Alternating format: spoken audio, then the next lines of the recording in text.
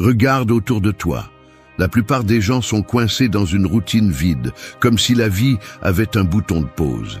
Ils se réveillent, travaillent, consomment des distractions sans sens et répètent le cycle jusqu'à ce qu'un jour, ils réalisent que le temps leur a échappé. Et quand ils essaient de changer, il est trop tard.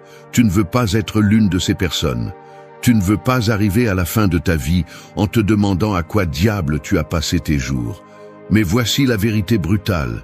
Si tu ne prends pas le contrôle maintenant, si tu continues à laisser le bruit du monde dicter ton chemin, tu finiras par vivre une vie qui n'est pas la tienne. Le problème est que la plupart des gens sont endormis, vivant en pilote automatique, réagissant à ce qui leur arrive au lieu de décider ce qu'ils veulent. Ils suivent la carte que d'autres ont dessinée pour eux, ce que leurs parents voulaient, ce que la société attend, ce que leurs amis font. Et pendant ce temps, leurs propres rêves pourrissent dans l'oubli. Tu n'es pas venu ici pour exister, tu es venu pour vivre. Et pour cela, tu as besoin de te réveiller. Tu as besoin d'arrêter de gaspiller ta vie et de te concentrer sur ce qui compte vraiment. Tu as besoin d'éliminer les distractions, de couper le bruit et de prendre des décisions fermes.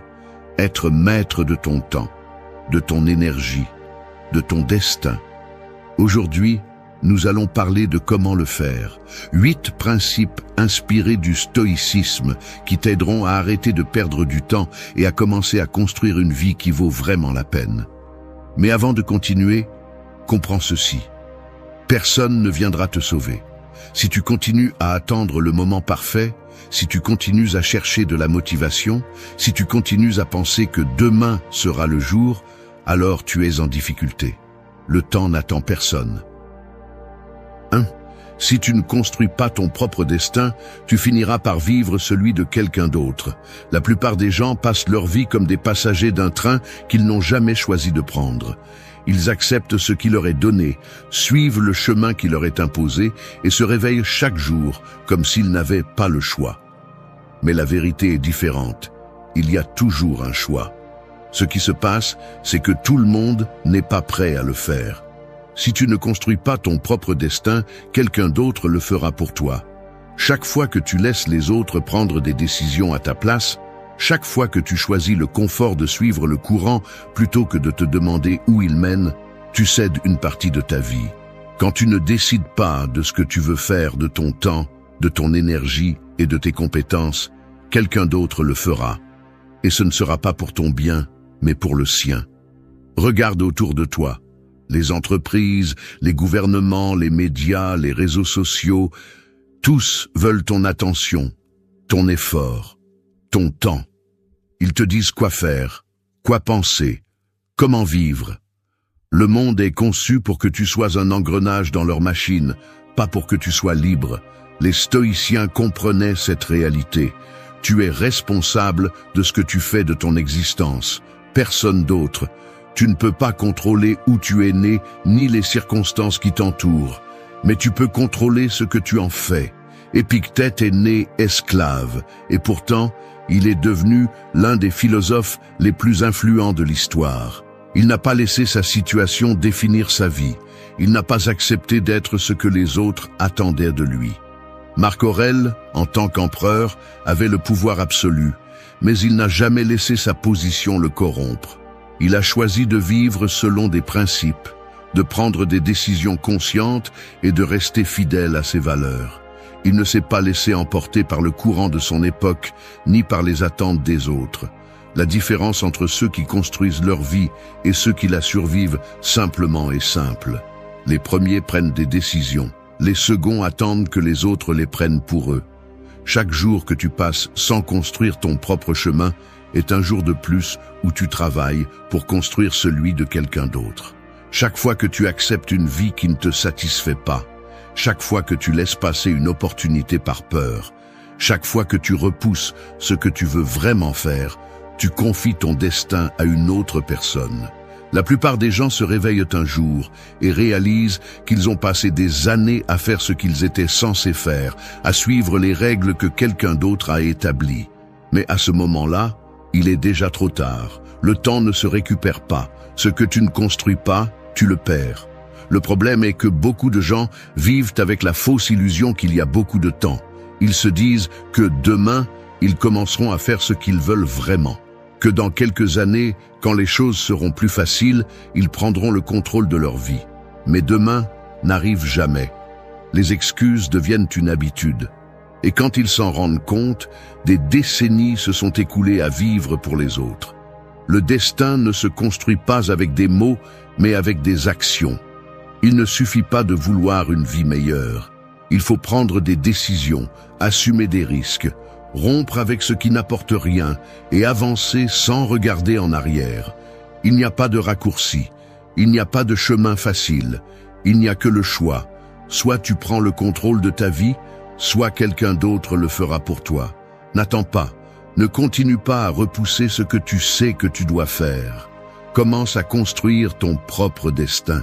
Parce que si tu ne le fais pas, tu passeras ta vie à faire partie du plan de quelqu'un d'autre. 2. La vie n'a pas de bouton pause. Arrête de faire comme si elle en avait un. Le temps ne s'arrête pas. Il n'y a pas d'attente. Il ne s'arrête pas parce que tu es fatigué, parce que tu as peur, parce que tu ne te sens pas prêt. Chaque seconde qui passe est une seconde de moins sur ton compte à rebours. Pourtant, la plupart vivent comme s'ils avaient une vie infinie, comme s'ils pouvaient tout mettre en pause et le reprendre quand cela leur convient. Mais la réalité est celle-ci. Il n'y a pas de bouton pause. Il n'y a pas de deuxième chance pour vivre la journée que tu as laissée filer. Chaque fois que tu repousses ce qui est important, chaque fois que tu dis « je commence demain », chaque fois que tu choisis des distractions au lieu du progrès, l'horloge continue de tourner. Il n'y a pas de moment parfait, il n'y a pas de futur garanti où tout sera soudainement plus facile. Il n'y a que ce moment. Les stoïciens le savaient bien. Memento mori. Souviens-toi que tu vas mourir. Non pas comme une pensée déprimante, mais comme un appel urgent à se réveiller. Le temps est la seule ressource que tu ne récupéreras jamais. Tu peux perdre de l'argent et le regagner. Tu peux perdre une opportunité et en trouver une autre. Mais le temps que tu le perds pour toujours. Regarde combien de personnes passent leur vie piégées dans l'illusion qu'il y aura toujours un après. Après l'université, je ferai ce que j'aime. Après la prochaine promotion, je me mettrai en forme. Après que tout se soit arrangé, je commencerai à vivre vraiment. Cet après est le plus grand mensonge qui existe. Il n'arrive jamais. Il y a toujours une excuse. Il y a toujours un nouveau problème. Il y a toujours quelque chose de plus à faire avant de commencer à vivre. Et tout à coup, quand tu t'en rends compte, des années ont passé. Épictète disait que la vie n'est pas quelque chose que nous devrions remettre à plus tard, mais quelque chose que nous devrions affronter dès maintenant. Chaque jour où tu repousses une décision, chaque jour où tu vis en automatique, est un jour que tu ne récupéreras jamais. Le confort est un poison déguisé en soulagement. Rester dans ta zone de sécurité, procrastiner, perdre du temps sur des choses qui n'ont pas d'importance. Tout cela semble bon sur le moment, mais tu le paieras cher. Un jour, tu regarderas en arrière et tu verras que tu as dépensé ta meilleure énergie sur des choses qui ne signifiaient rien. La société t'a formé à croire que tu as tout le temps du monde, que tu peux prendre ton temps, que l'opportunité viendra, qu'il n'y a pas de hâte. Mais c'est un mensonge. Le temps ne t'appartient pas. C'est un prêt qui peut être retiré à tout moment. Le stoïcisme enseigne que la seule chose réelle est cet instant, le présent. Le passé est déjà parti, le futur n'est pas garanti. Tout ce que tu as, c'est ce moment. Ce que tu en fais est la seule chose qui compte vraiment. Chaque jour est une pièce que tu dépenses, que tu le veuilles ou non. La question n'est pas de savoir si tu la dépenseras, mais comment tu la dépenseras. Tu peux continuer à te perdre dans des distractions, à procrastiner, à éviter les décisions difficiles, ou tu peux commencer à bouger, à construire, à faire en sorte que chaque minute compte. Peu importe combien tu penses qu'il est tard, il est toujours plus tard que tu ne le penses. Il n'y a pas de bouton pause, il n'y a pas moyen de revenir en arrière, il n'y a pas d'autre chance pour récupérer le temps perdu. Il n'y a que maintenant. Et ce que tu fais avec ce moment définit tout ce qui viendra après. 3. Brûle la carte que d'autres ont dessinée pour toi. Depuis notre naissance, la société nous donne une carte. un chemin prédéfini qui est censé nous mener à une vie heureuse et réussie. Étudie, trouve un bon travail, marie-toi, achète une maison, 10 enfants, travaille jusqu'à 65 ans, et si tu as de la chance, profite de ta vieillesse. C'est le plan que la plupart des gens suivent sans se poser de questions. Mais voici la vérité brutale. Cette carte n'a pas été faite pour toi. Elle a été faite pour te maintenir dans le système. Si tu suis un chemin que tu n'as pas tracé toi-même, tu n'arriveras jamais là où tu veux vraiment être. Regarde combien de personnes vivent piégées dans des vies qu'elles n'ont pas choisies. Elles font ce qu'on attend d'elles, respectent les règles, suivent la route que quelqu'un d'autre a dessinée. Mais au fond, quelque chose ne semble pas coller. Parce que ce n'est pas leur chemin, c'est celui de quelqu'un d'autre. Les stoïciens l'ont bien compris. La liberté ne réside pas dans le fait de suivre un destin prédéterminé, mais dans le fait de prendre le contrôle total de ta vie. Marc Aurèle, bien qu'empereur, n'a pas vécu pour répondre aux attentes de Rome. Épictète, né esclave, n'a pas laissé son origine définir son destin. Le problème est que rompre avec cette carte imposée n'est pas facile. La peur du rejet, de l'incertitude, de l'erreur, fait que la plupart préfèrent se contenter de ce qui est déjà écrit. Mais se contenter est un autre mot pour abandonner. Si tu suis le chemin que d'autres ont dessiné pour toi, tu finiras dans un endroit que tu n'as pas choisi. Tu vivras la vie que d'autres ont conçue. Tu travailleras pour les rêves des autres et, quand tu t'en rendras compte, il sera trop tard pour changer. La seule façon d'être vraiment libre est de brûler cette carte. Arrêtez de suivre le chemin qu'on t'a imposé et commencez à créer le tien. Cela signifie poser des questions inconfortables. Remettre en question ce qu'on t'a dit être correct. Sortir du moule, briser les schémas, défier les attentes. Cela signifie prendre des décisions sans la validation des autres, apprendre à marcher sans un itinéraire préfabriqué, sans certitude, sans garantie. Être le maître de chaque pas que tu fais. Beaucoup de gens te diront que tu es fou, que c'est risqué, que le plus sûr est de suivre le plan établi. Mais la chose la plus dangereuse que tu puisses faire est de vivre une vie qui ne t'appartient pas. Tu n'as pas à suivre le chemin de quelqu'un d'autre. Tu n'as pas à t'adapter à une histoire que tu n'as pas écrite. Tu dois écrire la tienne. Alors, prends cette vieille carte, déchire-la en morceaux et brûle-la. Parce que le seul chemin qui vaut la peine d'être suivi est celui que tu traces toi-même. 4. Arrête d'être un spectateur dans ta propre vie. La plupart des gens ne vivent pas. Ils existent simplement. Ils passent leur journée pris dans une routine vide, regardant le temps s'écouler entre leurs doigts sans rien faire de significatif. Ils se réveillent, travaillent sur quelque chose qui ne les satisfait pas, consomment du divertissement sans sens, perdent des heures sur les réseaux sociaux, se distraient avec n'importe quoi et répètent ce cycle jusqu'à ce qu'un jour, ils réalisent que leur vie leur a échappé. Mais la vie n'est pas un spectacle.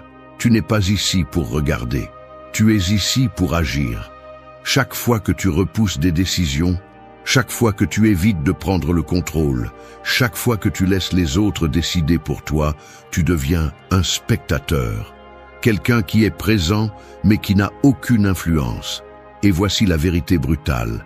Personne ne vivra pour toi. Personne ne viendra te sauver. Si tu ne prends pas les rênes de ta vie, tu ne seras qu'un personnage secondaire dans l'histoire de quelqu'un d'autre. Les stoïciens avaient une philosophie claire. Agis ou sois l'esclave des circonstances. Ils ne croyaient pas en la victimisation. Ils ne croyaient pas en l'attente d'un meilleur moment. Ils croyaient en l'action. Si quelque chose ne te plaît pas, change-le. Si tu ne peux pas le changer, adapte-toi.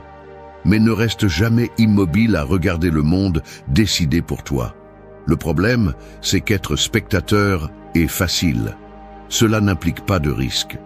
Il n'y a pas de décision difficile. Il n'y a pas d'échec.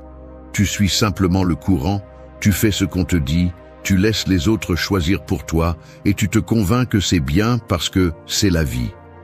Mais voici le prix de ce confort, une vie gaspillée. Chaque jour que tu vis sans but, sans direction, sans action, est un jour perdu. Les opportunités n'attendent pas. Les idées sans exécution ne valent rien. Le potentiel sans action n'est qu'un gaspillage. La peur est ce qui maintient la plupart des gens dans cette passivité. La peur d'échouer, la peur du jugement des autres, la peur de sortir de sa zone de confort. Mais si la peur dicte ta vie, tu ne seras jamais libre. Tu seras un prisonnier de tes propres excuses. Regarde autour de toi. La plupart des gens survivent simplement. Ils ne vivent pas. Ils attendent le moment parfait, le signe magique, la garantie que tout ira bien. Mais cette sécurité n'arrive jamais. Il n'y a pas de garantie dans la vie. La seule certitude est que le temps continue de s'écouler. Tu ne peux pas te permettre d'être un simple observateur. Tu dois t'impliquer. Chaque décision que tu évites, chaque opportunité que tu laisses passer, chaque jour que tu perds en distraction, est un pas de plus vers une vie sans but. Et le pire, c'est que lorsque tu te rends enfin compte, il est trop tard pour le récupérer. La différence entre ceux qui maîtrisent leur vie et ceux qui la voient passer n'est qu'une seule, l'action. Prends des décisions, fais des erreurs, apprends, avance, fais quelque chose. Peu importe la petitesse du pas, mais fais-en un. Parce que la vie ne se vit pas en regardant, elle se vit en agissant. Arrête d'attendre le moment parfait, il n'existe pas. Arrête de penser que tu as besoin de tout savoir avant de commencer. Tu ne sauras jamais tout. Arrête de donner du pouvoir à tes peurs. Si tu continues à attendre, la seule chose que tu obtiendras est de voir ta vie s'échapper pendant que tu restes à la même position. Sors de la passivité, sors du pilote automatique, prends le contrôle et arrête d'être un spectateur. Ou tu continueras à voir ta vie se gaspiller sans avoir fait quoi que ce soit de vraiment important. 5. Déconnecte-toi du bruit, connecte-toi avec toi-même. Le monde n'a jamais été aussi bruyant. Actualité, réseaux sociaux, divertissements sans fin, opinions d'inconnus, publicité, messages constants. Nous vivons bombardés de distractions, des informations sans importance qui se battent pour notre attention chaque seconde de la journée. Le problème, plus il y a de bruit à l'extérieur, moins il y a de clarté à l'intérieur. Les gens ne s'écoutent plus eux-mêmes. Leurs esprits sont saturés de ce que pensent les autres, de ce que dicte la société, de la pression de s'adapter à un moule qu'ils n'ont jamais choisi. Ils se sont déconnectés d'eux-mêmes parce qu'ils sont trop connectés au bruit extérieur. Les stoïciens comprenaient cela mieux que quiconque. La paix ne se trouve pas dans le monde extérieur, mais dans l'esprit lui-même. Épictète disait que la clé de la tranquillité réside dans le filtrage de ce que l'on consomme, dans le fait de ne pas laisser l'extérieur contaminer son essence. Mais aujourd'hui, la plupart ont perdu cette capacité. Ils sont esclaves des distractions. Ils se réveillent et la première chose qu'ils font est de vérifier leur téléphone. Ils se comparent à des vies fausses sur Instagram. Ils consomment des opinions sans sens sur Twitter. Ils sont plongés dans un cycle sans fin de contenu vide qui n'apporte rien à leur vie. Chaque minute que tu passes à consommer du bruit inutile est une minute que tu n'utilises pas pour grandir, pour penser, pour réfléchir à ce qui compte vraiment. Et ensuite, tu te demandes pourquoi tu te sens perdu, pourquoi tu ne sais pas ce que tu veux, pourquoi la vie semble vide, parce que tu ne t'arrêtes jamais. Tu ne te déconnectes jamais du monde extérieur pour te connecter à ton monde intérieur. Si tu veux reprendre le contrôle de ton esprit, si tu veux de la clarté, si tu veux la paix, tu dois apprendre à te déconnecter. Déconnecte-toi du bruit. Arrête de remplir ta tête avec les déchets que le monde te pousse tous les jours. Tu n'as pas besoin de savoir tout ce qui se passe dans le monde. Tu n'as pas besoin d'être disponible tout le temps. Tu n'as pas besoin de la validation de personne. Commence à être avec toi-même. Passe du temps en silence. Réfléchis. Écris. Pense. Écoute ce que tu veux vraiment. Les stoïciens pratiquaient l'isolement mental, pas comme une forme d'évasion, mais comme une forme de renforcement. Si ton esprit est faible, le bruit du monde te dominera. Si ton esprit est fort, tu seras immunisé contre la distraction. Choisis où tu concentres ton attention. Consomme moins, crée plus. Parle moins, écoute plus. Pense moins à ce que font les autres, pense plus à ce que tu veux construire. Si tu continues à permettre au bruit de te contrôler, tu n'entendras jamais ta propre voix. Déconnecte-toi du bruit, connecte-toi avec toi-même. 6. Tue l'imposteur qui vit dans ta tête. Il y a une voix en toi qui te dit que tu n'es pas assez bon, que tu n'as pas ce qu'il faut, que tu vas échouer. Cette voix est l'imposteur, une ombre mentale qui te sabote, te paralyse et t'empêche d'avancer. C'est la voix qui te dit que tu n'es pas assez intelligent pour démarrer cette entreprise, que tu n'as pas le talent pour atteindre tes objectifs, qu'à tout moment, quelqu'un découvrira que tu es un fraudeur, que tu ne mérites pas d'être où tu es. Et voici la vérité brutale, cet imposteur est un mensonge. Les stoïciens enseignaient que notre pire ennemi n'est pas à l'extérieur, mais dans notre propre esprit. Ce ne sont pas les obstacles qui nous arrêtent, mais nos interprétations de ces obstacles. La peur, l'insécurité et le doute ne sont que des illusions que nous avons construites avec le temps. Marc Aurèle l'a expliqué clairement. Si quelque chose d'extérieur te tourmente, la douleur ne vient pas de la chose en elle-même, mais de l'opinion que tu as d'elle. Il en va de même pour l'imposteur dans ta tête. Il n'est pas réel. Ce n'est pas une vérité absolue. Ce n'est qu'une distorsion de ta propre perception. Cependant, si tu ne le tues pas, il prendra le contrôle de ta vie.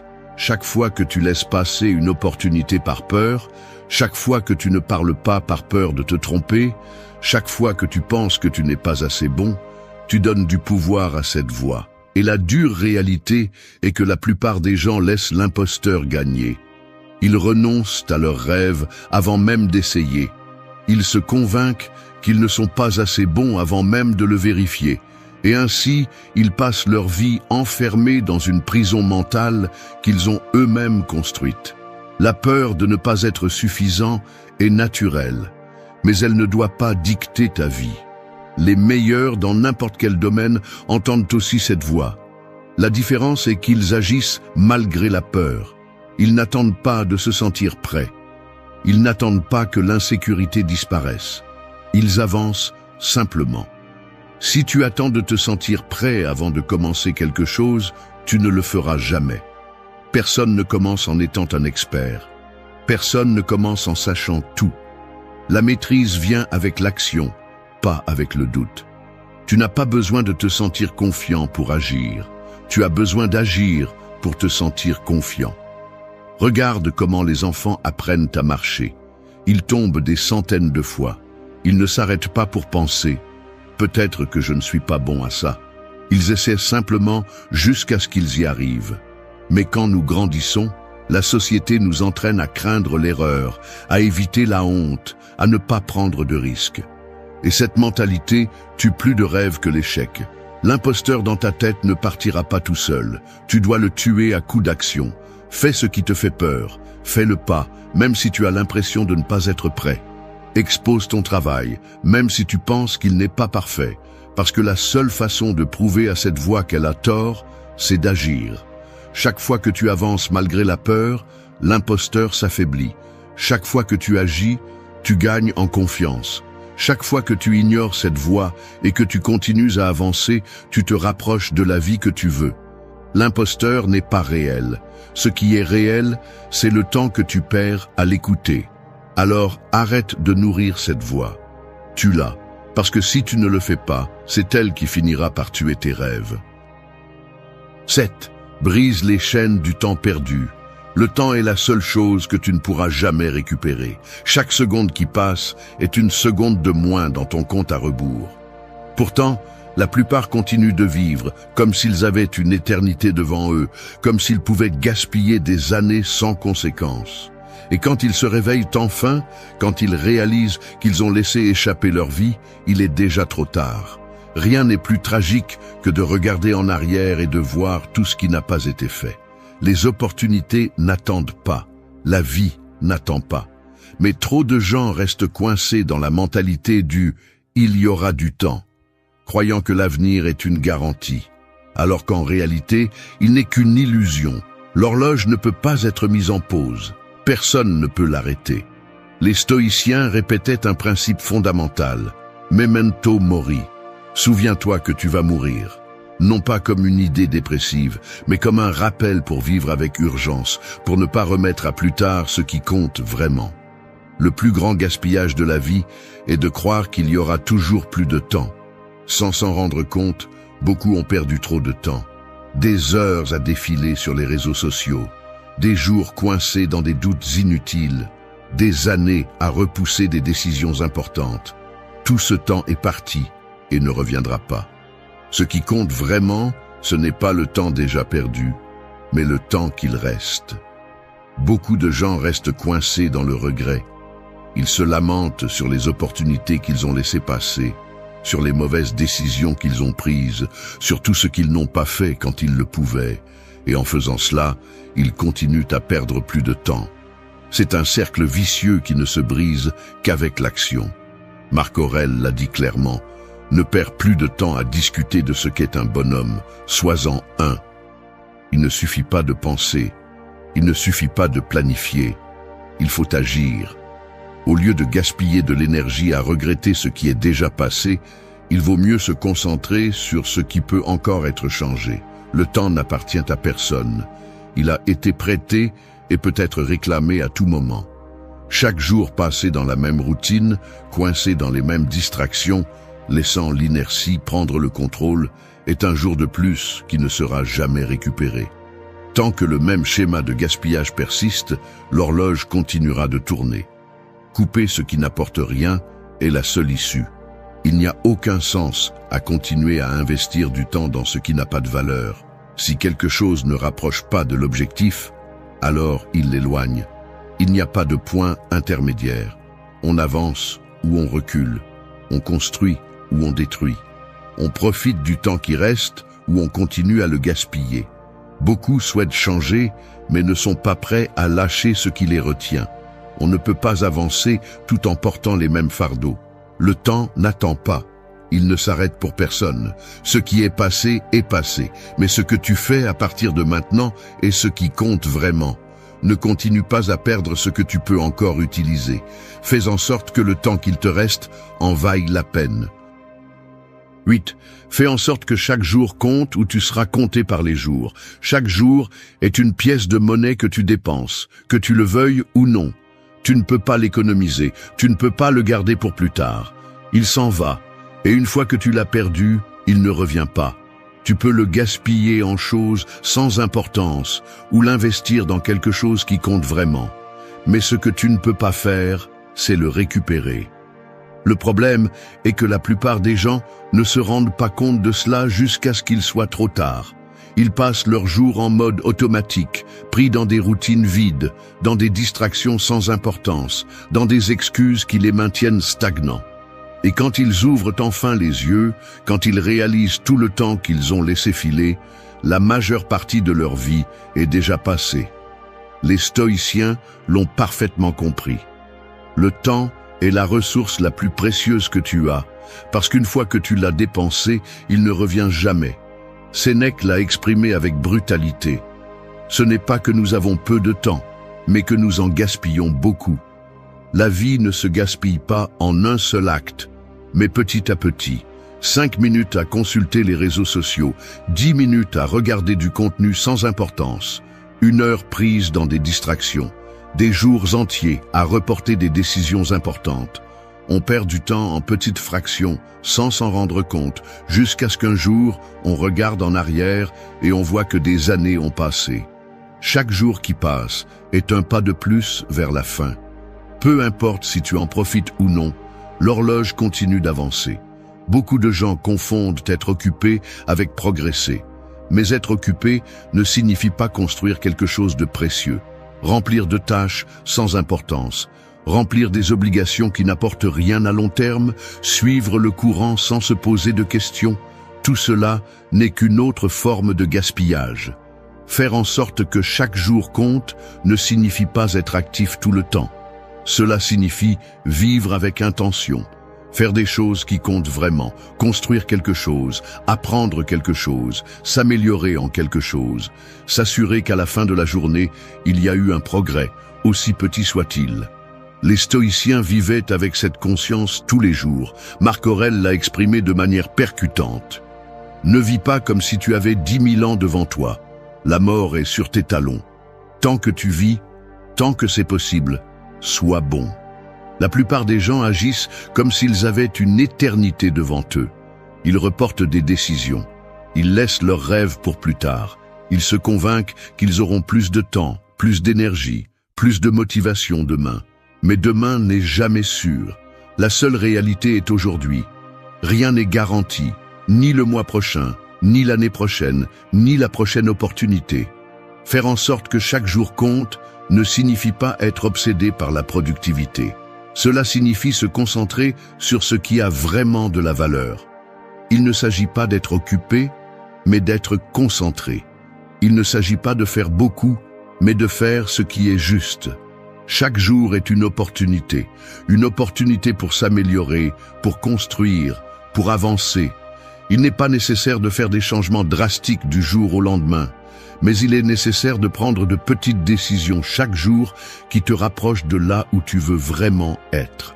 Les personnes qui accomplissent quelque chose de significatif ne sont pas celles qui ont le plus de talent, de chance ou de ressources. Ce sont celles qui prennent la décision de ne pas gaspiller leur temps. Chaque matin est une nouvelle possibilité d'avancer et chaque soir est une opportunité de réfléchir si on a vraiment profité de la journée. Si chaque jour a un sens, la vie dans son ensemble aura un sens. Les jours passent vite, mais ce que tu fais avec eux est ce qui définit ton histoire. Ne pas faire en sorte que chaque jour compte, c'est se condamner à n'être qu'un autre numéro dans le temps.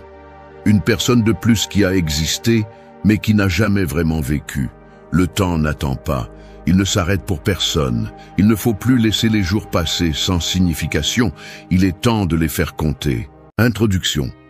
La plupart des gens vivent aveuglément dans un monde d'apparence.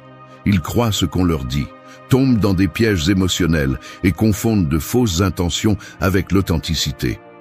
Ils ne se rendent pas compte qu'ils sont constamment manipulés, influencés et, dans le pire des cas, utilisés. Mais savez-vous ce qui distingue ceux qui dominent la vie de ceux qui sont dominés? Leur capacité à lire et à comprendre les gens instantanément. Car même si quelqu'un peut mentir avec ses mots, son corps, son ton de voix et ses micro-expressions le trahissent. Peu importe la qualité de sa performance, il y aura toujours quelque chose qui révélera sa véritable nature.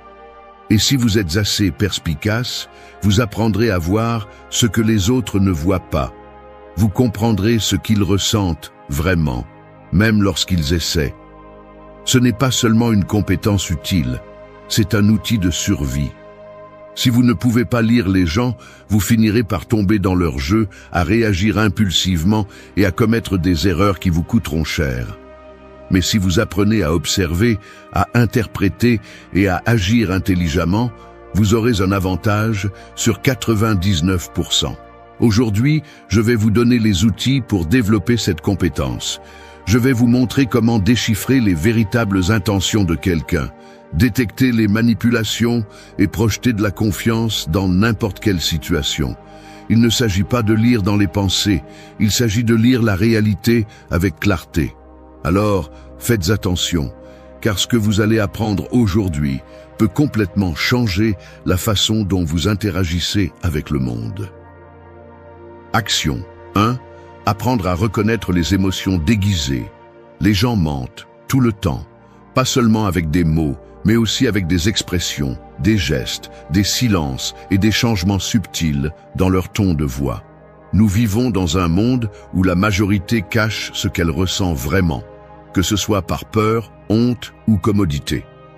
Certains le font parce qu'ils ne veulent pas se montrer vulnérables, d'autres parce qu'ils cherchent à manipuler, et quelques-uns parce qu'ils ne sont même pas conscients de ce qu'ils font.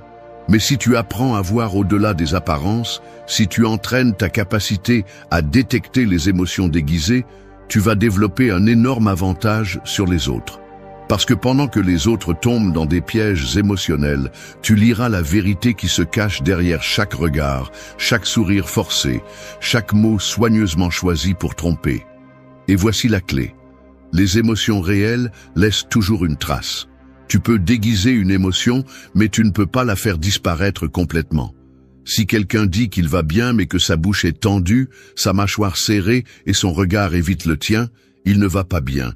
Si quelqu'un assure qu'il est calme, mais que sa respiration est irrégulière, ses mains tremblent et sa voix se brise au moment clé, il retient quelque chose. Les émotions déguisées sont comme un feu couvert par une couverture. Aussi fort qu'ils essaient de les cacher, les cendres, la fumée et la chaleur continueront à s'échapper. Et le problème est que la plupart des gens sont si distraits, si pris dans leur propre monde, qu'ils ne se rendent pas compte de ce qui se passe réellement devant leurs yeux. C'est ainsi qu'ils finissent entourés de personnes fausses, tombant dans des relations toxiques et faisant confiance à ceux qui ne le méritent pas. Mais tu ne peux pas te permettre cela. Si tu veux vraiment comprendre les gens, tu dois t'entraîner à lire ce qui n'est pas dit. Tu dois observer au-delà de la surface et capter les petits détails qui trahissent quelqu'un. Et ce n'est pas une question d'intuition, de magie ou d'un sixième sens. C'est simplement de l'attention et de l'observation.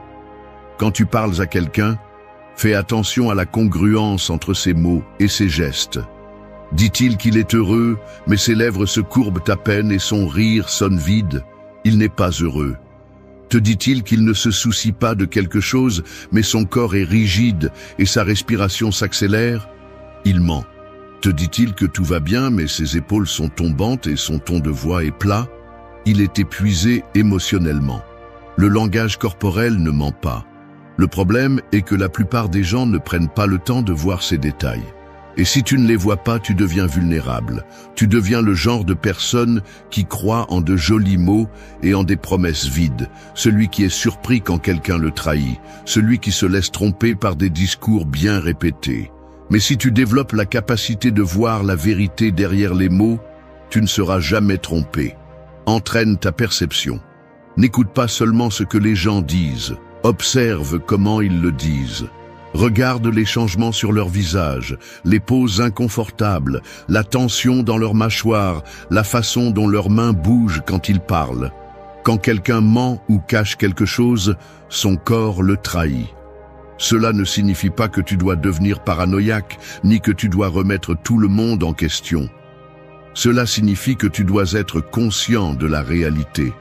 Les gens cachent des choses, et si tu n'apprends pas à le voir, tôt ou tard, tu paieras le prix. Alors à partir de maintenant, arrête de prendre tout au pied de la lettre. Ouvre les yeux, fais attention, regarde au-delà de l'évidence. Parce que ceux qui développent cette compétence non seulement évitent d'être trompés, mais commencent aussi à voir le monde tel qu'il est. Et quand tu vois la vérité, tu prends de meilleures décisions. Parce que celui qui sait lire les émotions déguisées sait exactement à qui il a affaire. Action 2. Observez comment leur réaction change sous pression. Le véritable caractère d'une personne ne se voit pas quand tout est calme, mais quand la pression commence à étouffer. N'importe qui peut trouver sécurité, stabilité et même gentillesse lorsque les circonstances lui sont favorables. Mais dès que le stress apparaît, les masques se fissurent et la vérité s'infiltre par les fissures. Sous pression, les gens perdent le contrôle de leurs réponses répétées et montrent leur véritable essence. Ils s'agitent, hésitent, balbutient ou explosent. Certains s'accrochent à des excuses, d'autres déchargent leur frustration sur les autres, tandis que certains s'effondrent à la première difficulté. Lorsque l'environnement n'est plus favorable, chaque personne réagit en fonction de ce qu'elle est vraiment. La plus grande erreur est de juger les autres sur la façon dont ils agissent dans leurs meilleurs jours.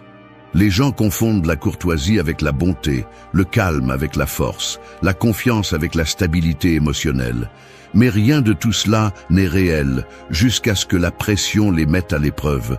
Lorsqu'une personne qui se vante de patience s'irrite pour le moindre désagrément, elle démontre que sa patience n'a jamais été authentique. Elle était simplement dans une situation confortable. Lorsqu'une personne qui semble sûre d'elle commence à transpirer, à éviter le contact visuel et à perdre de l'assurance dans sa voix, il est évident que sa confiance était un masque. Lorsqu'une personne qui feint la générosité devient indifférente quand vous ne lui êtes plus utile, elle révèle sa véritable nature. Les réactions sous pression sont la façon la plus précise d'identifier l'authenticité de quelqu'un. L'attention est une loupe qui expose chaque faiblesse cachée, chaque mensonge déguisé en vertu. Dans ces moments, il n'y a pas de temps pour agir, seulement pour réagir. Et c'est là que la vérité se montre sans filtre.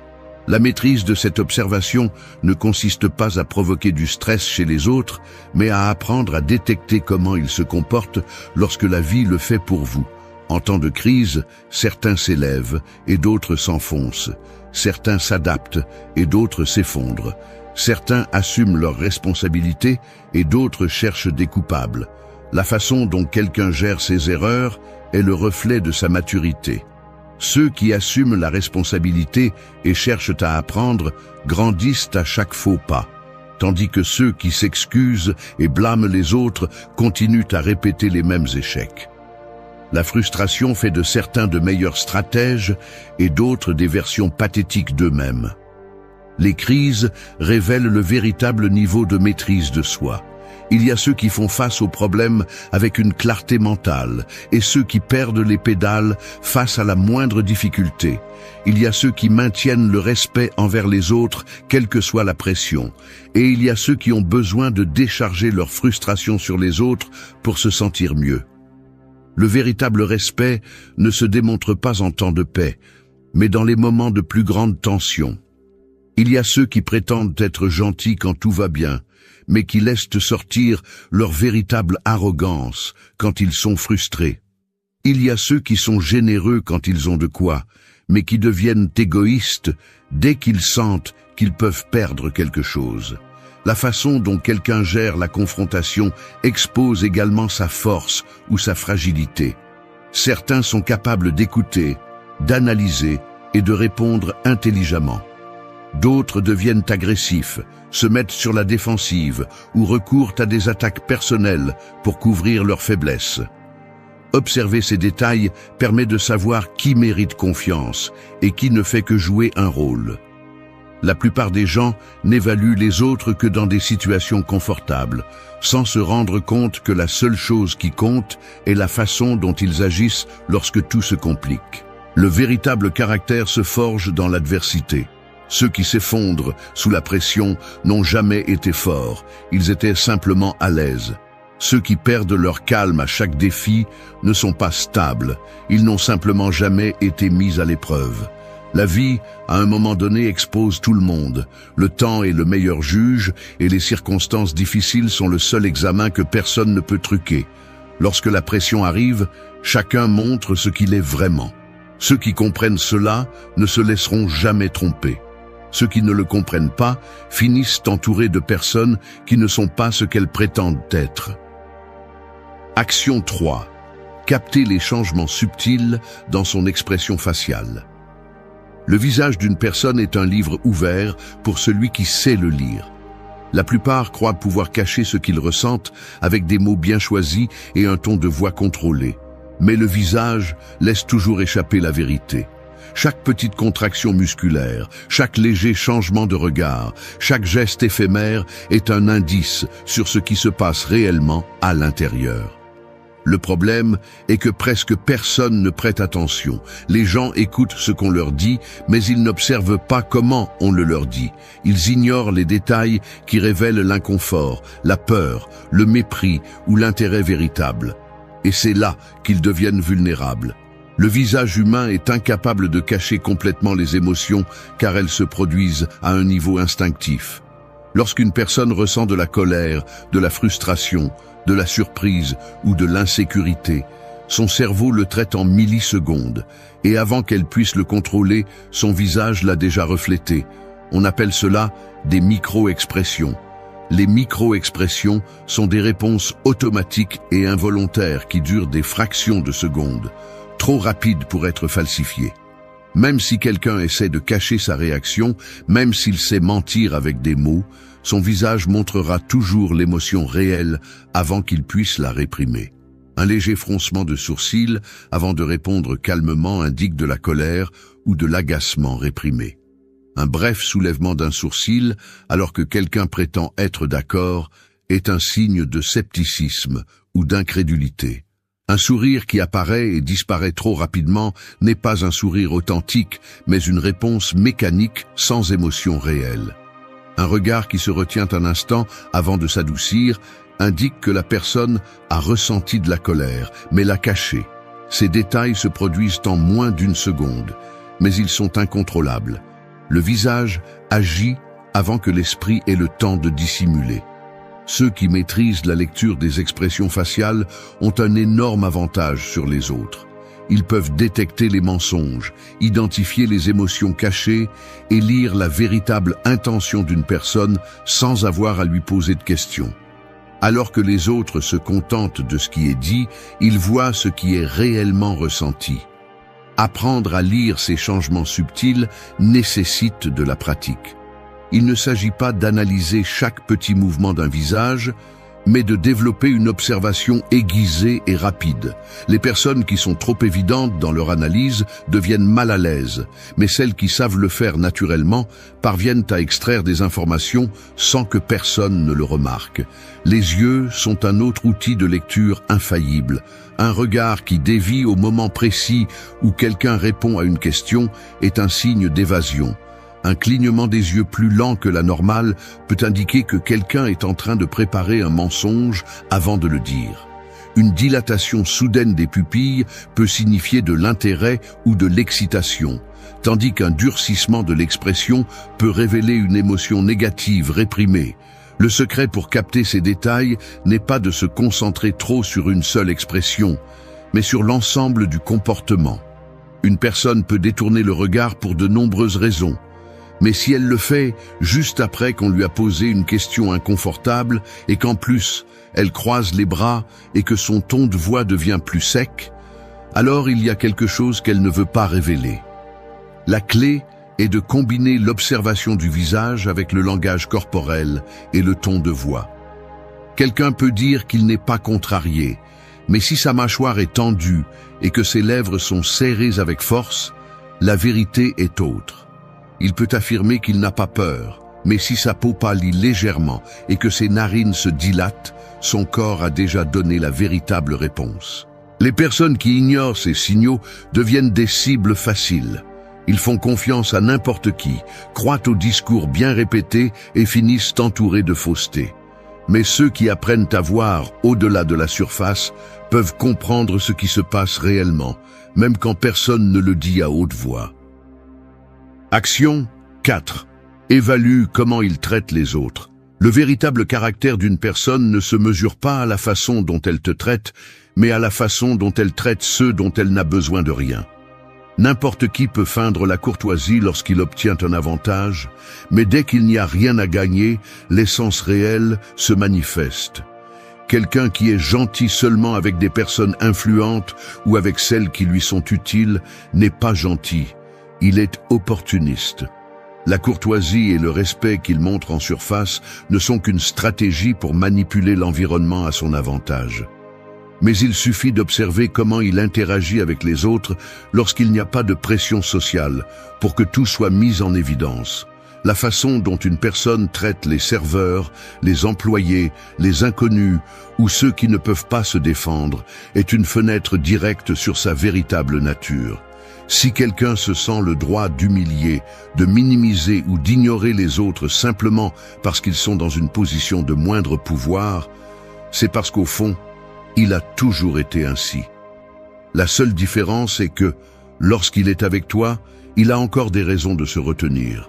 Ce type de personnes sont dangereuses car elles jouent un double jeu. Elles sont charmantes avec ceux qui peuvent leur offrir quelque chose, mais froides ou cruelles avec ceux qu'elles considèrent comme inférieurs. Aujourd'hui, elles peuvent te traiter bien, mais le jour où tu ne leur seras plus utile, elles te regarderont avec la même indifférence avec laquelle elles regardent ceux qu'elles méprisent maintenant.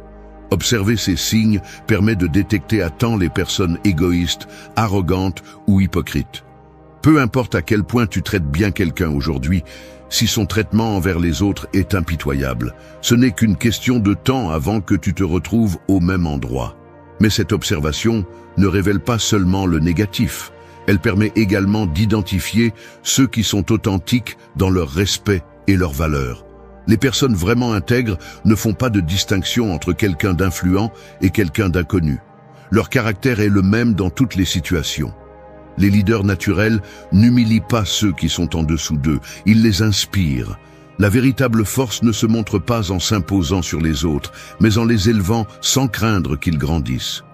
Seuls les insécurisés ont besoin de faire sentir les autres petits pour se sentir grands. La façon dont quelqu'un traite son environnement révèle également son niveau de contrôle émotionnel. Les impulsifs se déchargent sur quiconque est à proximité lorsqu'ils sont frustrés. Les arrogants méprisent ceux qu'ils considèrent comme faibles et les manipulateurs ajustent leur attitude en fonction de qui les observe. Rien de tout cela n'arrive par accident. Chaque mot, chaque geste, chaque réaction est une décision. Il n'y a pas d'excuse. Si quelqu'un traite mal les autres de manière récurrente, c'est parce que c'est sa véritable essence. Celui qui comprend ce principe cesse d'être naïf. Il ne tombe plus dans le piège de croire qu'une personne est bonne simplement parce qu'elle le traite bien. Il apprend à lire le panorama complet et ce faisant, se protège des tromperies inutiles. La vie est trop courte pour s'entourer de ceux qui ne valorisent les gens qu'en fonction de ce qu'ils peuvent obtenir d'eux. Observer comment quelqu'un traite les autres permet d'anticiper avec précision quel type de personne il est et s'il vaut la peine de le garder près de soi. Action 5. Utilisez l'effet miroir. Les gens ont confiance en ceux qui leur ressemblent. C'est un principe psychologique simple mais puissant. Lorsqu'une personne perçoit que sa façon de parler, son langage corporel ou son énergie sont reflétés dans une autre personne, elle ressent une connexion instantanée, même sans s'en rendre compte. C'est ce qu'on appelle l'effet miroir, et le maîtriser vous donne la capacité d'influencer les interactions sans effort. La plupart des gens le font de manière inconsciente. Des amis qui ont passé des années ensemble finissent par adopter des expressions similaires. Les couples qui se comprennent parfaitement synchronisent leurs gestes et leur ton de voix sans le planifier. Le cerveau humain associe la similitude à la confiance. Mais la différence entre ceux qui utilisent ce principe naturellement et ceux qui le maîtrisent consciemment est abyssale. Celui qui comprend l'effet miroir peut générer de l'empathie avec n'importe qui, briser les barrières sociales et faire en sorte que les gens se sentent à l'aise sans qu'ils soupçonnent qu'ils sont influencés. Le reflet subtil du langage corporel est la façon la plus efficace d'appliquer cette technique. Lorsqu'une personne croise les bras, incline la tête ou change de posture, imiter ce mouvement naturellement crée un sentiment de connexion immédiate. Mais la clé est de le faire subtilement. Copier de manière évidente semble forcé et provoque le rejet. Cela doit être quelque chose de progressif, naturel, comme si le rythme de la conversation vous guidait. Le ton de la voix et le rythme de la parole jouent également un rôle crucial. Si quelqu'un parle vite et avec énergie, répondre avec la même intensité maintient le flux naturel de la conversation. Si quelqu'un utilise un ton posé et réfléchi, répondre de la même manière renforce le sentiment de compréhension mutuelle. Ce principe est particulièrement utile dans les négociations, les entretiens ou toute situation où la confiance est clé. Lorsqu'une personne sent qu'elle parle à quelqu'un qui la comprend, elle baisse la garde, se détend et est plus susceptible d'être ouverte et honnête. Mais l'effet miroir ne concerne pas seulement la synchronisation du langage corporel et de la voix. Il implique également de comprendre l'état émotionnel de l'autre personne et de le refléter intelligemment. Si quelqu'un est frustré, répondre calmement plutôt qu'agressivement aide à équilibrer l'interaction. Si quelqu'un est excité, répondre avec enthousiasme renforce la connexion. Il ne s'agit pas de manipuler mais de comprendre et de s'adapter. L'erreur de beaucoup de gens est d'imposer leur propre rythme et énergie sans tenir compte de l'état mental de l'autre. Cela crée des barrières inutiles. Celui qui maîtrise l'effet miroir s'adapte, coule et fait en sorte que toute conversation se sente naturelle et confortable. Pour appliquer cette technique efficacement, il est important de développer l'observation. Prêtez attention à la posture de l'autre personne, à son ton de voix, à son niveau d'énergie. Si quelqu'un est détendu et parle lentement, Imitez ce rythme pour créer une atmosphère de confiance. Si quelqu'un est enthousiaste et énergique, reflétez son énergie pour maintenir le dynamisme de la conversation. Il est également utile de pratiquer avec de petites interactions quotidiennes. Dans les conversations de tous les jours, remarquez comment les gens réagissent lorsque vous reflétez inconsciemment leur langage corporel. Avec le temps, cette compétence devient naturelle et cesse de se sentir comme un effort conscient. Ceux qui ne comprennent pas ce principe ont tendance à créer de la résistance sans s'en rendre compte. Ce sont ceux qui parlent trop vite à quelqu'un qui a besoin de temps pour traiter l'information. Ce sont ceux qui maintiennent une posture fermée lorsque l'autre personne cherche l'ouverture. Ce sont ceux qui forcent une attitude dominante lorsque la situation exige de la patience. La déconnexion se produit lorsque l'on ignore l'accord de l'autre. L'effet miroir n'est pas seulement une technique, mais un outil pour améliorer la qualité de toute interaction. Le comprendre et l'appliquer intelligemment permet de créer des liens plus solides, de faciliter les accords et de faire en sorte que la communication coule naturellement. Savoir se connecter avec les autres à ce niveau n'est pas un tour de passe-passe social. C'est un avantage qui se reflète dans tous les domaines de la vie. Action 6. Découvrez quand quelqu'un agit ou est authentique. Les gens peuvent mentir avec des mots, ils peuvent déguiser leurs intentions avec des gestes répétés et ils peuvent projeter une image qui n'a rien à voir avec ce qu'ils sont vraiment. Mais la vérité, tôt ou tard, se fait toujours jour. Apprendre à distinguer entre quelqu'un d'authentique et quelqu'un qui joue simplement un rôle est l'une des compétences les plus importantes pour éviter les tromperies, les manipulations et les déceptions. Les signes sont partout, mais la plupart des gens ne les voient pas. Non pas parce qu'ils sont difficiles à détecter, mais parce que les gens choisissent de croire ce qui leur convient. Beaucoup préfèrent accepter un mensonge confortable plutôt que de faire face à une vérité inconfortable. Mais ceux qui veulent vraiment comprendre les autres doivent s'entraîner à voir au-delà des apparences. Une personne authentique est cohérente dans sa façon d'agir. Son langage corporel, ses mots et ses émotions sont alignés. Elle n'a pas besoin d'exagérer ou de forcer des réactions. Elle ne cherche pas à impressionner quelqu'un parce que ce qu'elle montre est réel. En revanche, celui qui joue un rôle tombe souvent dans des contradictions. Il dit une chose, mais son corps en exprime une autre. Il sourit, mais ses yeux reflètent une tension. Il parle avec assurance, mais ses gestes révèlent un malaise. Ses histoires changent en fonction de l'audience. Son comportement varie en fonction de qui l'observe.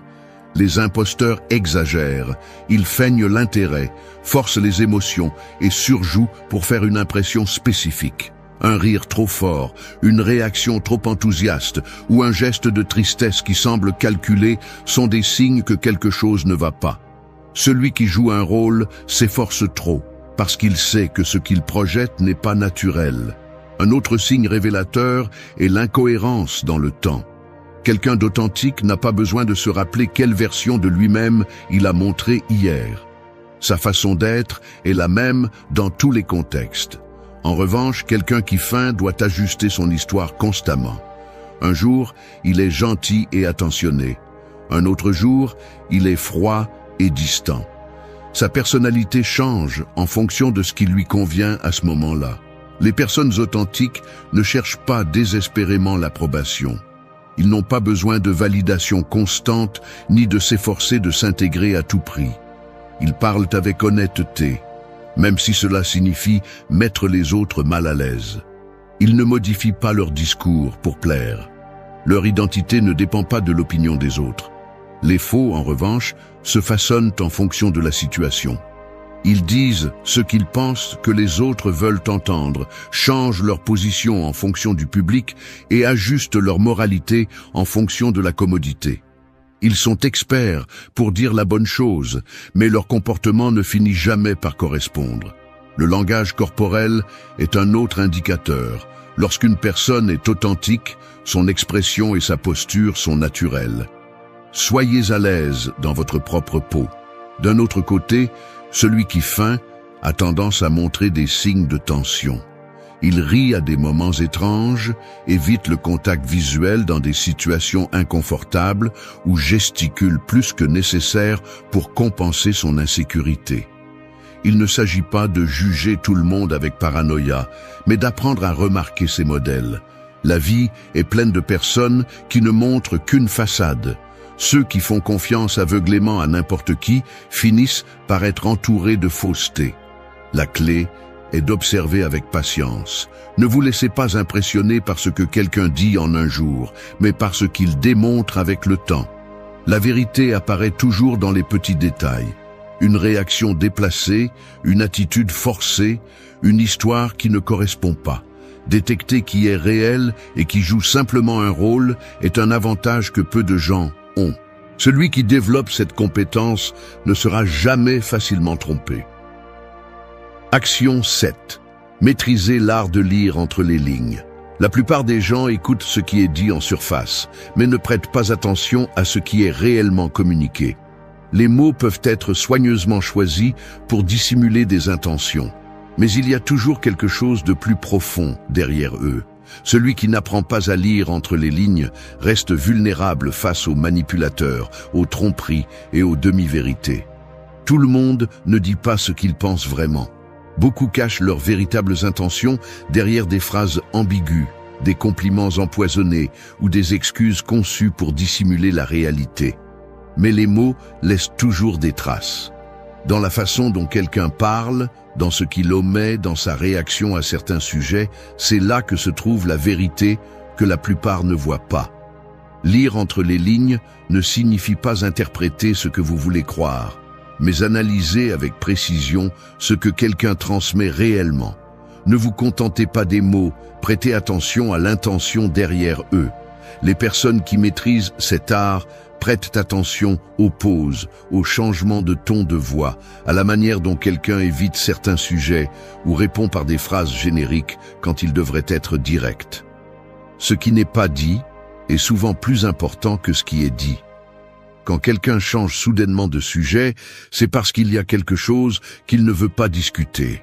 Quand il donne des réponses vagues ou peu engageantes, c'est parce qu'il veut éviter une vérité inconfortable. Quand il utilise des mots compliqués et ornés, il essaie souvent de dissimuler un mensonge.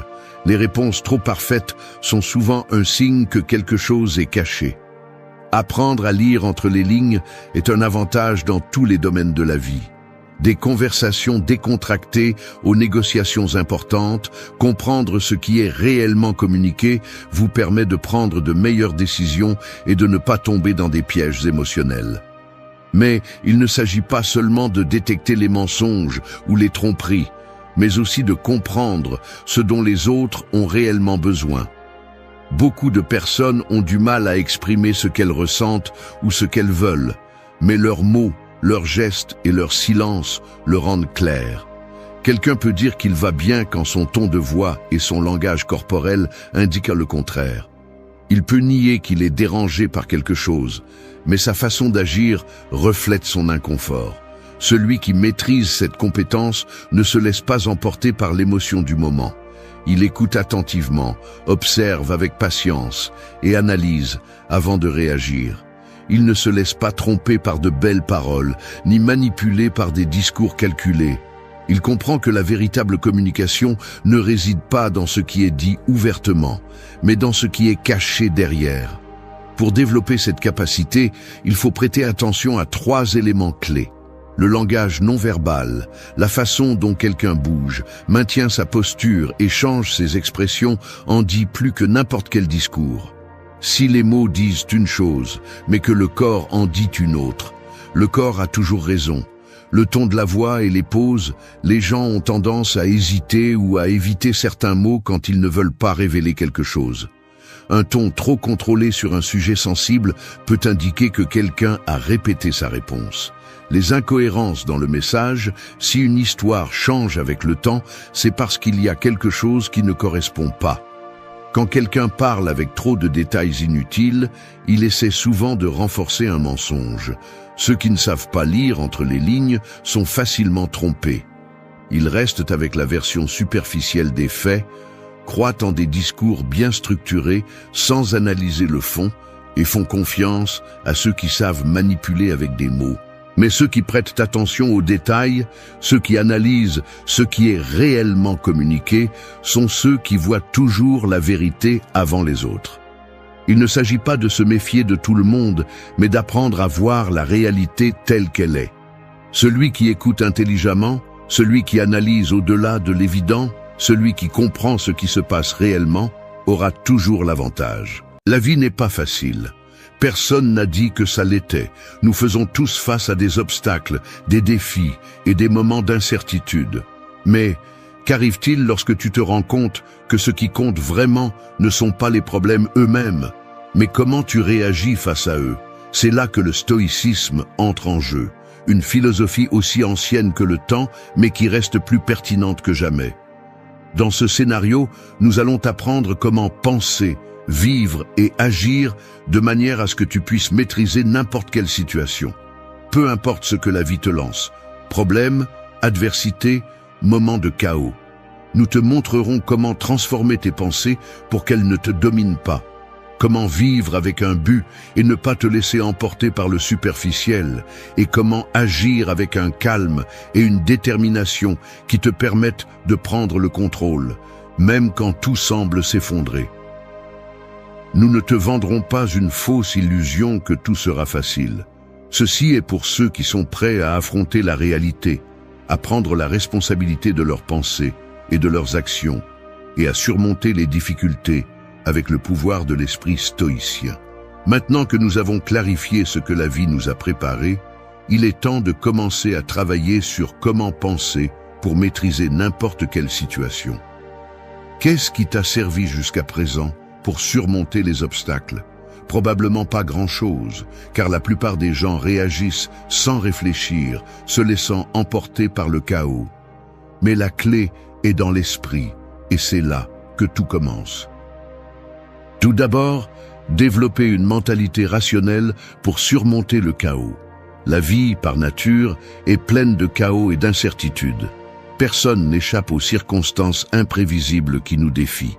Lorsque tout s'effondre autour de vous, la première chose qui surgit est un torrent d'émotions. C'est dans ces moments-là que votre esprit a tendance à déborder et l'impulsion de réagir sans réfléchir devient un refuge tentant. Le chaos, l'anxiété, la frustration. Tous ces sentiments se déchaînent rapidement. La facilité avec laquelle vous vous laissez emporter par eux peut vous faire sentir impuissant, mais c'est précisément là que le pouvoir d'un esprit rationnel entre en jeu.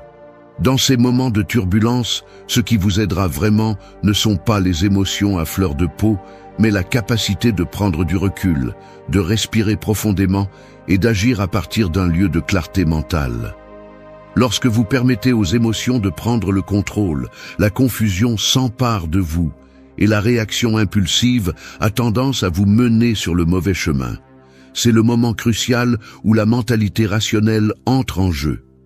Décidez de réfléchir profondément avant de réagir est ce qui peut vous sauver des conséquences négatives des décisions précipitées. Pourquoi réagir quand vous pouvez penser? La raison est votre meilleur allié face au chaos, et le calme que vous cherchez n'arrive que lorsque vous choisissez la réflexion sur l'impulsivité. La sérénité n'est pas quelque chose qui arrive par accident, c'est une compétence qui se cultive avec la pratique constante de mettre la raison au-dessus des émotions. L'esprit rationnel ne se limite pas seulement à penser avant d'agir, mais devient également un refuge où la clarté prédomine sur la confusion. Chaque fois que vous décidez de ne pas vous laisser emporter par la tempête émotionnelle, chaque fois que vous mettez un frein à la réaction impulsive, vous renforcez votre capacité à prendre des décisions plus sages et calculées. Avec le temps, cette habitude devient automatique. Lorsque vous parvenez à cultiver un esprit rationnel, le chaos perd son pouvoir sur vous. C'est comme si, au lieu d'être une victime des circonstances, vous deveniez l'observateur tranquille, capable de trouver des solutions lorsque les autres se sentent perdus. La pensée rationnelle est un muscle qui doit être constamment exercé. La sérénité arrive non seulement avec le temps, mais aussi avec la pratique de décider de penser avant de réagir. Chaque fois que vous le faites, chaque fois que vous mettez le calme avant la réponse impulsive, vous vous rapprochez du contrôle que vous souhaitez avoir sur votre vie. C'est un processus graduel, mais à chaque étape, vous développez la force qui vous permettra de faire face à n'importe quel chaos avec un esprit clair et un cœur ferme. La prochaine étape consiste à contrôler tes pensées négatives avant qu'elles ne te contrôlent. L'esprit humain est un champ de bataille constant, et les pensées négatives ont le pouvoir de le dominer si nous n'apprenons pas à les gérer. Ces pensées surgissent presque automatiquement, souvent alimentées par la peur, l'insécurité ou le pessimisme. Si tu ne les contrôles pas à temps, elles peuvent déformer ta réalité, affectant ton état émotionnel et ta capacité à agir clairement. Beaucoup de personnes vivent dans un cycle constant de pensées négatives qui les empêche d'avancer, de générer de nouvelles idées ou même de profiter du présent. La première étape pour te libérer de ce contrôle est l'auto-observation. Il est nécessaire d'être conscient de ce qui se passe dans ton esprit à chaque instant. Au lieu de te laisser emporter par une pensée négative qui se présente, il est vital de t'arrêter et de la remettre en question. Est-ce vraiment vrai ce que tu penses? Est-ce que cela te sert à quelque chose? L'auto-observation te permet de reconnaître ces moments où les pensées négatives commencent à prendre de l'ampleur, avant qu'elles ne se transforment en une avalanche qui emporte tout le reste. Une fois que tu détectes une pensée négative, l'étape suivante consiste à la rediriger vers quelque chose de constructif. Il ne s'agit pas d'ignorer l'émotion que génère cette pensée, mais de prendre le contrôle et de choisir une réponse qui te pousse vers l'avant. Si, par exemple, tu penses « je ne suis pas assez bon pour ça », au lieu de rester coincé dans cette idée, tu peux la rediriger vers quelque chose de positif. C'est un défi, mais j'ai les outils pour le surmonter. Ce petit changement dans ton approche a un impact significatif sur la façon dont tu te sens et sur la façon dont tu réagis face aux adversités. Le pouvoir de contrôler tes pensées réside dans la pratique constante de cette technique. Plus tu observes et rediriges tes pensées négatives, plus cela deviendra naturel. Ainsi, l'esprit devient un outil qui travaille en ta faveur, et non un obstacle. Contrôler les pensées négatives n'est pas quelque chose qui se réalise immédiatement. Mais avec de la pratique et de la discipline, tu deviendras plus conscient d'elles et apprendras à les gérer efficacement. Ensuite, accepte ce que vous ne pouvez pas changer et concentrez-vous sur ce que vous pouvez. Il y a des choses hors de votre contrôle et les accepter avec sérénité est l'un des piliers du stoïcisme. Qu'est-ce que vous gagnez en luttant contre ce que vous ne pouvez pas changer? Rien. La lutte constante contre l'inévitable ne fait que vous épuiser, vous remplir de frustration et vous voler l'énergie que vous pourriez utiliser de manière plus productive. La sagesse stoïcienne vous enseigne que l'acceptation est libératrice. Il ne s'agit pas de se rendre ou d'être passif face aux adversités, mais de reconnaître ce qui est hors de votre portée et de concentrer toute votre énergie sur ce que vous pouvez contrôler. Lorsque vous décidez d'accepter ce que vous ne pouvez pas changer, vous vous libérez du fardeau émotionnel qui provient de l'attachement à l'incontrôlable. La frustration s'évapore et à sa place, un espace pour le calme et la concentration apparaît. Accepter ce que vous ne pouvez pas changer vous donne une vision claire de ce qui compte vraiment. Au lieu de lutter contre le courant, vous pouvez commencer à vous concentrer sur ce qui est vraiment entre vos mains, vos pensées, vos attitudes et vos actions. Ce sont ces trois domaines qui constituent votre sphère de contrôle, et c'est sur eux que vous devez concentrer votre énergie. Si vous perdez du temps et des efforts à lutter contre ce que vous ne pouvez pas changer, vous finissez par ignorer ce que vous pouvez faire. Comment vous réagissez aux événements, comment vous choisissez de penser à eux et comment vous décidez d'agir face à eux. Il est facile de tomber dans le piège de penser que nous devons tout changer, mais la vérité est que le véritable contrôle réside dans la façon dont nous gérons ce qui nous arrive. Si un problème vous préoccupe et qu'il est hors de votre contrôle, acceptez que vous ne pouvez rien y faire. Cependant, vous avez un contrôle absolu sur la façon dont vous décidez de le percevoir et comment vous réagissez à lui. Parfois, la chose la plus puissante que vous pouvez faire est de faire un pas en arrière, de reconnaître ce que vous ne pouvez pas changer, et alors, avec un esprit serein, de décider quelles actions prendre dans les limites que vous avez. Concentrez-vous sur ce que vous pouvez faire, pas sur ce que vous ne pouvez pas changer.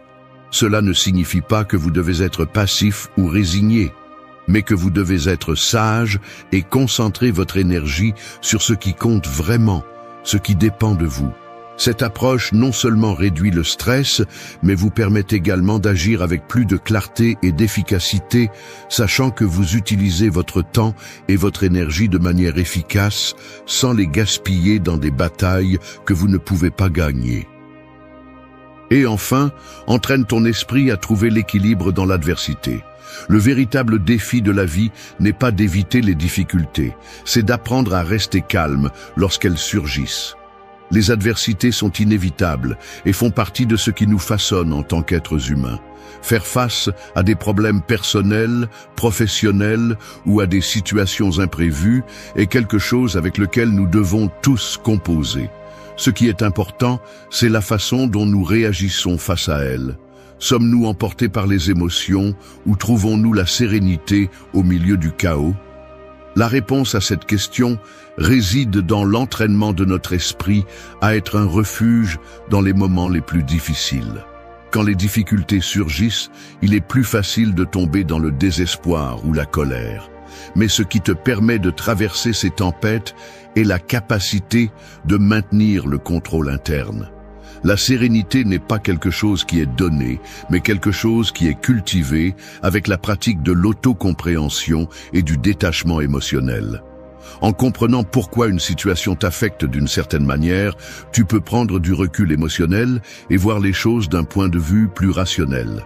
Ce détachement n'implique pas l'indifférence, mais une façon de gérer les émotions de sorte qu'elles ne te contrôlent pas, mais que tu les utilises comme des outils pour ta propre croissance.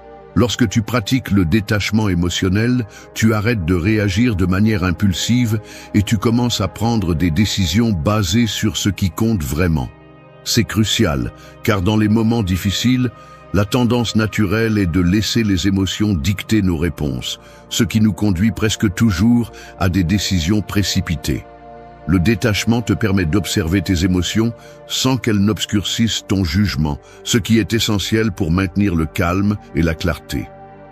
La résilience émotionnelle se développe de cette façon.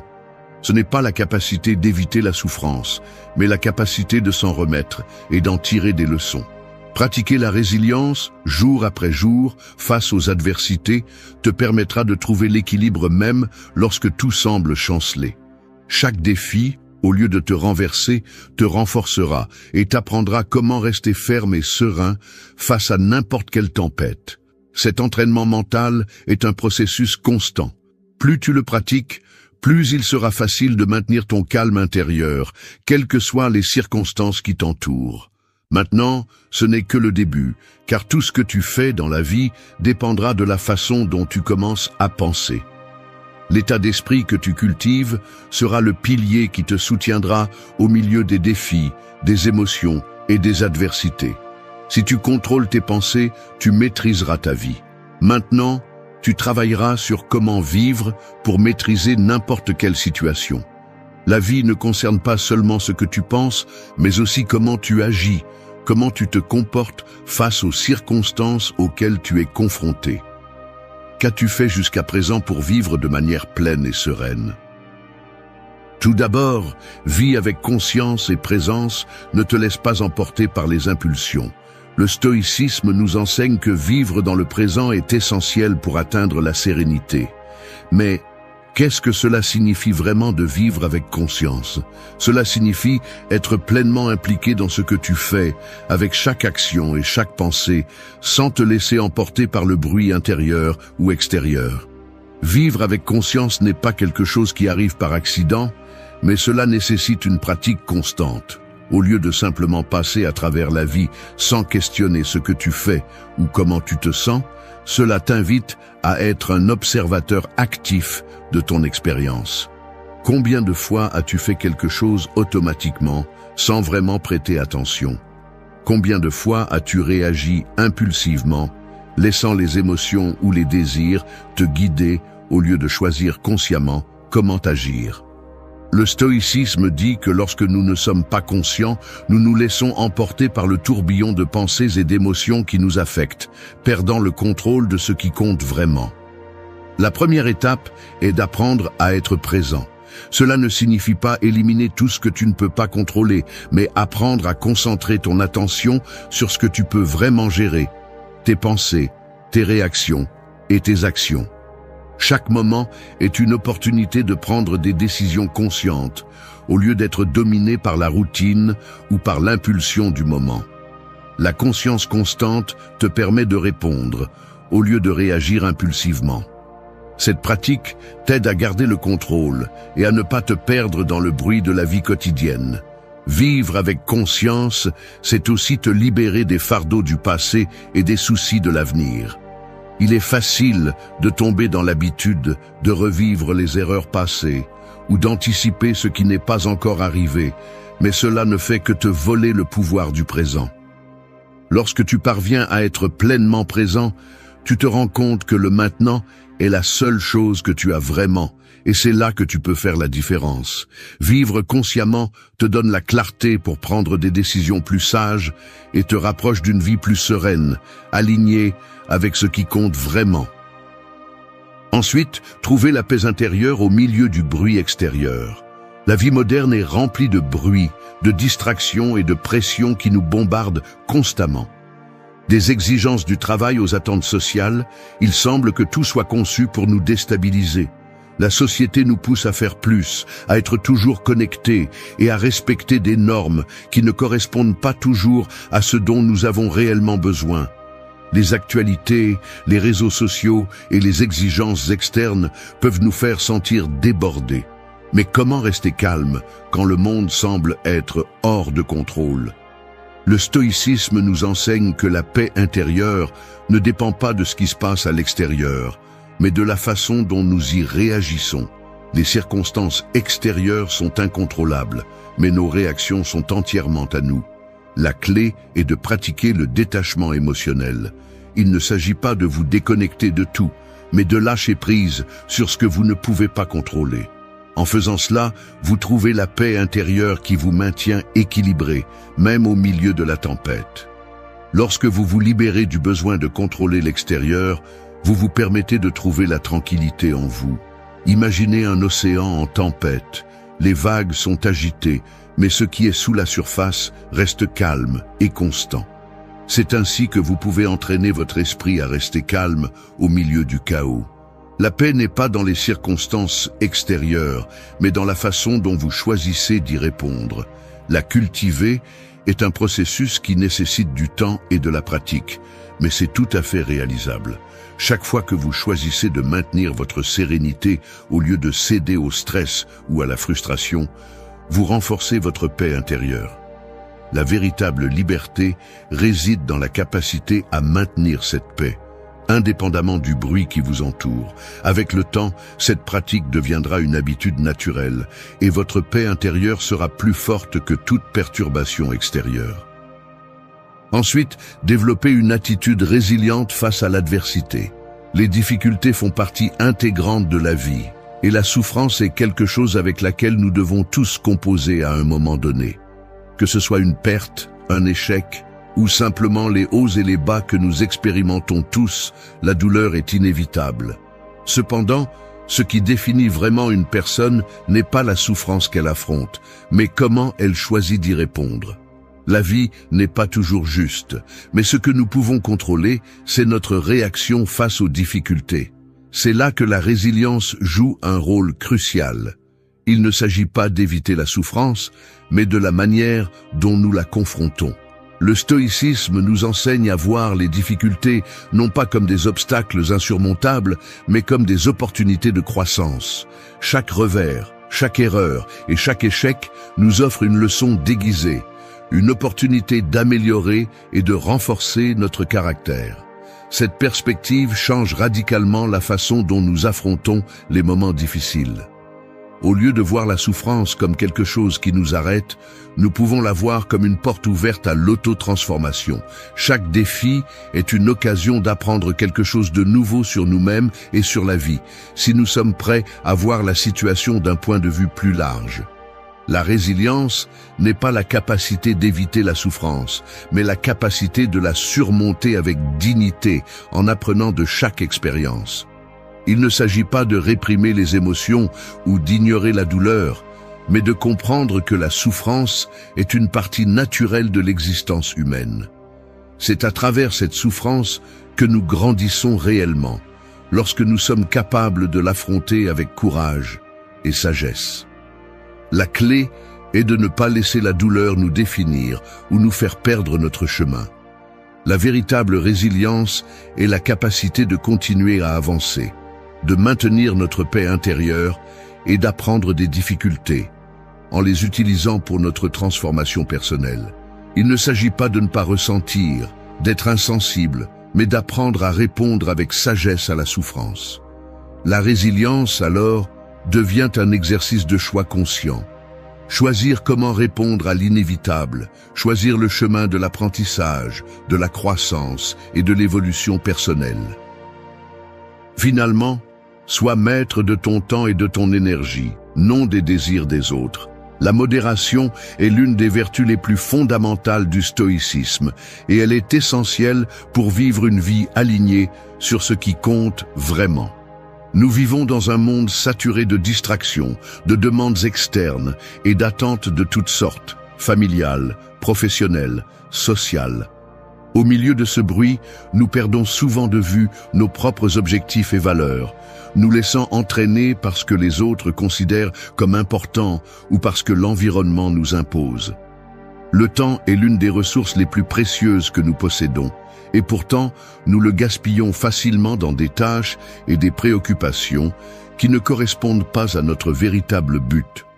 La première étape pour reprendre le contrôle est d'apprendre à dire non. Dire non ne signifie pas être égoïste ou insensible, mais être fidèle à soi-même. Il ne s'agit pas de rejeter tout ce qui vient de l'extérieur, mais d'établir des limites claires pour protéger ce qui compte vraiment. Les pressions extérieures, les distractions et les désirs des autres peuvent détourner notre attention et notre énergie. Si tu n'es pas vigilant, le temps dont tu disposes est consommé par des tâches et des engagements qui ne servent pas ton but, tes objectifs ou ton bien-être. Il est crucial de prioriser ce qui est vraiment précieux pour toi, car sinon, tu te retrouveras à vivre une vie que tu n'as pas choisie, mais que tu as acceptée par inertie. Être maître de ton temps et de ton énergie implique une prise de décision consciente. Lorsque tu es capable d'évaluer ce qui contribue réellement à ta croissance et à ton bien-être, tu peux concentrer ton énergie sur ce qui te rapproche de tes objectifs. Apprendre à prioriser l'essentiel, à mettre de côté ce qui n'a pas de valeur pour toi et à dire non à ce qui ne te sert pas, est un acte d'autodiscipline qui te rend le contrôle de ta vie. Lorsque tu es confronté aux demandes du monde extérieur, rappelle-toi que tu es celui qui a le pouvoir de choisir comment dépenser ton temps et quelles activités méritent ton énergie. En faisant cela, tu gagneras non seulement du temps, mais aussi de la clarté. Vivre en accord avec tes valeurs et tes objectifs te permet de prendre des décisions alignées sur ce que tu veux vraiment, ce qui te rapproche d'une vie pleine et authentique. Ce processus de maîtrise de ton temps et de ton énergie te permettra de vivre avec un plus grand but, en harmonie avec tes principes et avec un contrôle absolu sur ton chemin. Il est maintenant temps de commencer à travailler sur comment agir pour maîtriser n'importe quelle situation. La vie ne concerne pas seulement ce que tu penses ou comment tu vis, mais ce que tu fais avec cette clarté et cette tranquillité que tu as cultivées. Combien de fois t'es-tu retrouvé paralysé, hésitant ou procrastinant lorsque vient le moment de passer à l'action? La différence entre ceux qui avancent et ceux qui restent en arrière ne réside pas dans l'absence de difficultés, mais dans la manière dont ils choisissent d'agir lorsqu'elles se présentent. Agir ne signifie pas simplement réagir, mais décider avec courage, conviction et but. Tout d'abord, agis avec courage, sans te laisser paralyser par la peur. La peur est une émotion naturelle, une réponse instinctive que nous éprouvons tous face à l'inconnu, à l'incertain et au potentiellement dangereux. C'est un mécanisme de défense qui nous alerte sur les risques, mais quand il devient le protagoniste de nos décisions, il devient un obstacle. Cependant, le stoïcisme nous enseigne que, bien que la peur soit inévitable, elle ne doit pas nous contrôler. La différence entre les personnes qui atteignent leurs objectifs et celles qui restent coincées dans la paralysie de la peur réside dans leur capacité à agir malgré elle. La peur ne disparaît jamais complètement, mais le courage se manifeste lorsque nous passons à l'action, même si la peur est toujours présente. Le courage ne signifie pas ne pas ressentir de peur, mais le reconnaître et décider d'avancer malgré tout. La peur a le pouvoir de nous paralyser, de nous faire douter de nos capacités, de nous arrêter avant de faire le premier pas. Mais lorsque tu décides de te déplacer vers l'avant, de faire face à l'incertitude avec détermination, tu cultives le courage. Il est facile de laisser la peur devenir la voix dominante dans ton esprit. Elle te dit que tu n'es pas prêt, que le risque est trop grand, que l'échec est imminent. Cependant, le stoïcisme nous enseigne que ce qui est juste et nécessaire ne coïncide pas toujours avec ce qui est confortable ou sûr. Les grandes réalisations proviennent rarement de lieux confortables. Il faut du courage pour faire ce qui est nécessaire, même lorsque le chemin semble incertain. Agir avec courage est une expression de confiance en tes principes et en ta capacité à gérer ce qui vient. Il ne s'agit pas d'éliminer la peur, mais d'accepter qu'elle est présente et, malgré tout, de faire ce qui est juste. Le courage n'est pas quelque chose qui surgit de nulle part. Il se construit au moment de l'action. Chaque fois que tu décides de faire un pas vers l'inconnu, sans que la peur t'arrête, tu renforces cette capacité à prendre des décisions avec courage. La peur est une partie naturelle du processus, mais elle ne doit pas être le facteur déterminant dans ce que tu fais ou ne fais pas.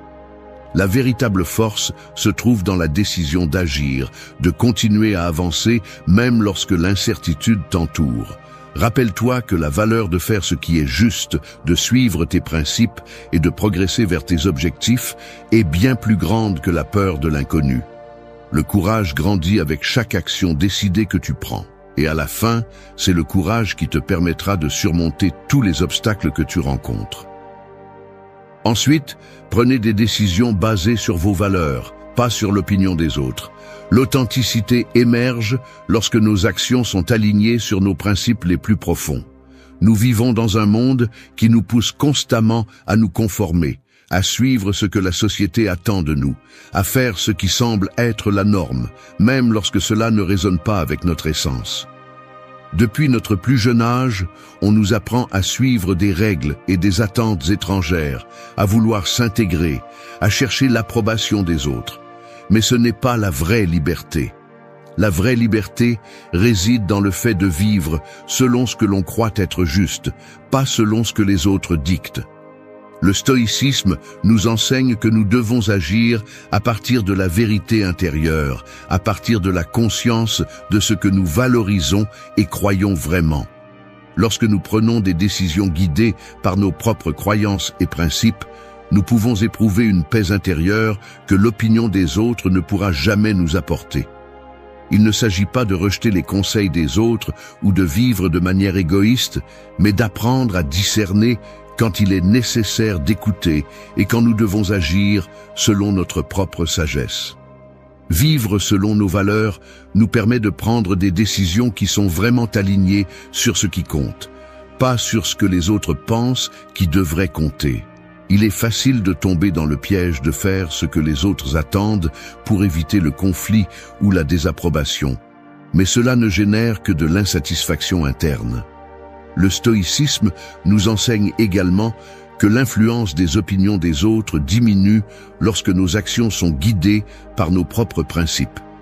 Il ne s'agit pas d'être rebelle ou d'aller à l'encontre de tout ce qui est attendu de nous, mais de vivre avec cohérence.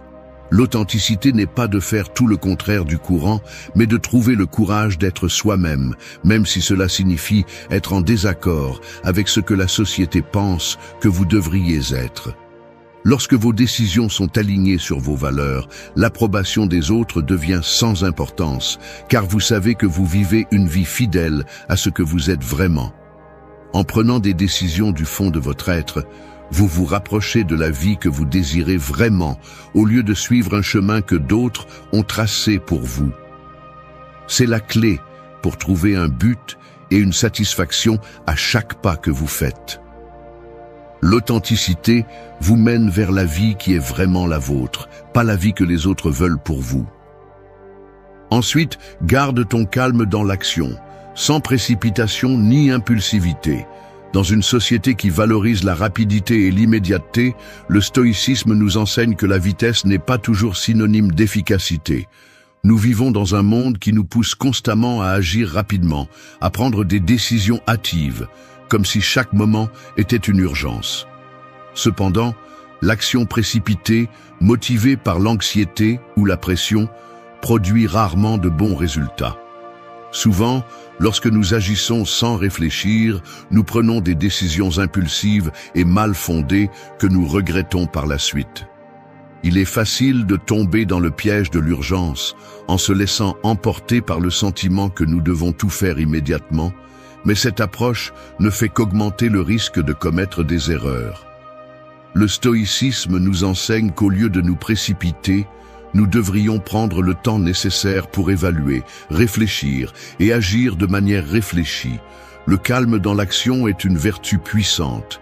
Il ne s'agit pas de se déplacer rapidement, mais de se déplacer intelligemment. Chaque pas que tu fais doit être le résultat d'une réflexion soigneuse, non d'un élan momentané. La véritable efficacité réside dans la qualité de l'action, non dans la rapidité avec laquelle elle est menée. Lorsque tu agis avec calme, tu es capable d'évaluer les circonstances avec plus de clarté, de voir les options avec objectivité et de prendre des décisions plus sages. Le stoïcisme souligne qu'une action prise avec tranquillité, après un processus de réflexion, est beaucoup plus efficace qu'une action rapide et irréfléchie. Cette pause avant d'agir te permet de mieux comprendre les conséquences de tes décisions et de choisir le chemin qui te rapprochera vraiment de tes objectifs. Agir avec calme ne signifie pas indécision, mais avoir la capacité de s'arrêter et de réfléchir avant d'agir, en s'assurant que chaque mouvement que tu fais est aligné avec tes principes et tes objectifs à long terme.